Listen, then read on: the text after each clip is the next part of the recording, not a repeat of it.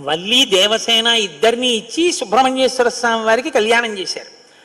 వల్లి దేవసేన ఇద్దరిని తనకి భార్యలుగా చేసుకున్నాడు కాబట్టి శైవ వైష్ణవాలు రెండు సుబ్రహ్మణ్యుడి వల్లే వియ్యం ఉంది. అంతటి మహానుభావుడు ఆయన.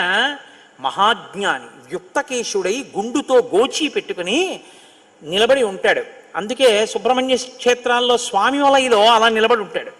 ఆయన ప్రణవానికి అర్థం చెప్తే పరమశివుడంతటి వాడు తెల్లబోయి ఎంత గొప్పగా చెప్పావురా అన్నట్టు. నాన్నగారు అలా అంటే కుదరదు, ఇది ప్రణవ రహస్యోపదేశం కదా, మీరు కూడా మడి కట్టుకుని వచ్చి శిష్యుడిగా కూర్చోండి చెప్తానన్నట్టు.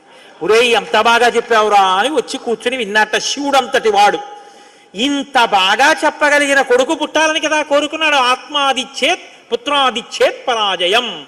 తండ్రి గారికి ఆ కోరిక తీరిందటువంటి బ్రహ్మజ్ఞాని పుట్టాడు. ఆయనే తరువాతి కాలంలో కేవలం పాలు తాగి పెద్దవాడైపోయాడు అంతే. అయిపోగానే ఆయన్ని దేవసేనకి తీసుకొచ్చి పట్టాభిషేకం చేసేశారు. సేనాధిపతి అయిపోయాడు. తారకాసుర సంహారం చేశాడు. దేవతలందరూ సంతోషించారు. అమ్మ అందమంతా మూర్తిభవించి ఉంటుంది. అందుకే ఇంతంత బుగ్గలు, ఎర్రటి మనిషి, ఆహారాలు, చిన్న పట్టుబట్ట, ఎప్పుడు అమ్మ శక్తి అంతా చేతిలో శూలంగా పట్టుకుని ఆ కుక్కుట ధ్వజం, ఆ నెమలి మీద కూర్చుంటే ముద్దులు మూట కడుతూ ఎంత అందంగా ఉంటాడో. అందుకే సుబ్రహ్మణ్యేశ్వర స్వామి వారి యొక్క మూర్తి వంక అదే పనిగా చూసినా కూడా సత్సంతానం కలుగుతుంది.